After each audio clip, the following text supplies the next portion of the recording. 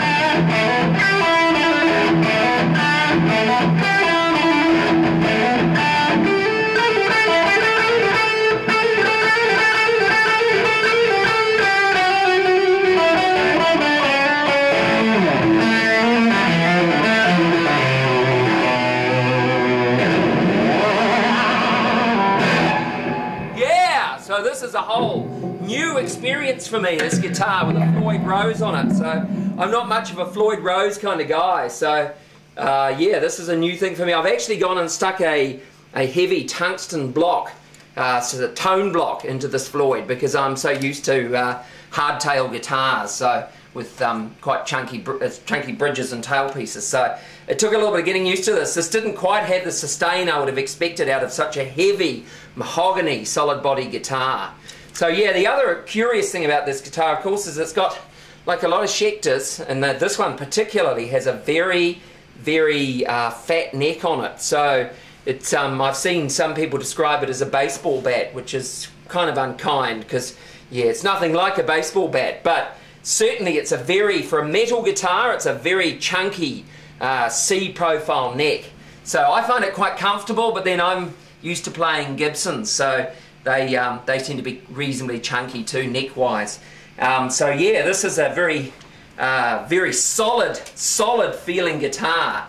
It's very, very well made and very, very sturdy. It has, as stock standard in these, two EMGs in it. So it's got an EMG 81 in the bridge position and an 85 in the neck position. So yeah, these are, which is kind of the Zakk Wylde configuration for, you know, how he has his EMGs. So yeah, let's have a bit of a listen.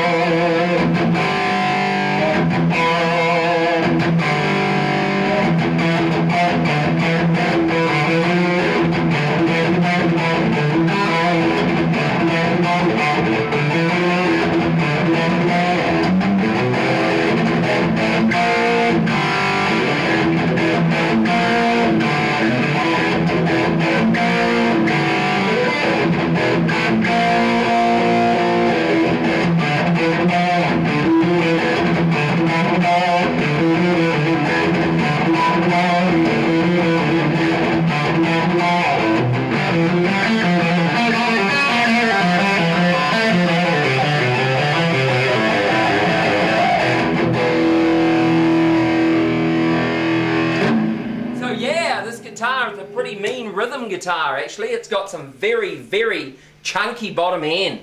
So I quite like using it for that kind of chuggy, chunky stuff, you know.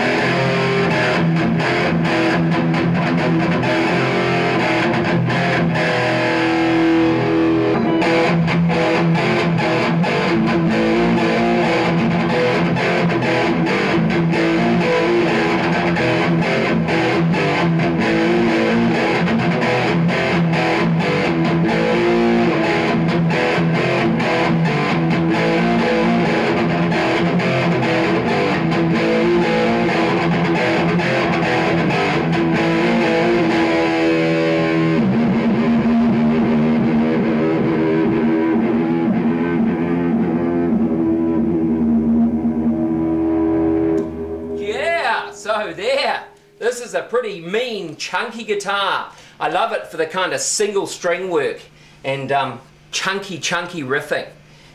Because of the fat neck, it's maybe not as fast as some of the Dean guitars I've played, but certainly this is a very solid feeling workhorse guitar. It's pretty nicely appointed too. It's got a three-way toggle switch, which most of you know is my favourite way of having a switch on a guitar. The other interesting thing about this guitar, of course, is it's actually got coil taps on it. So both pickups are coil tappable, which is interesting. So we'll have a bit of a listen to the coil tap, shall we?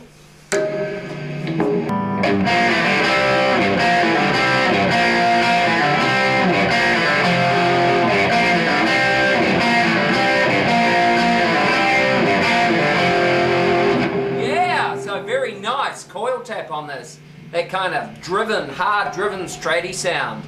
For those of you that like the kind of deep purpley end of things.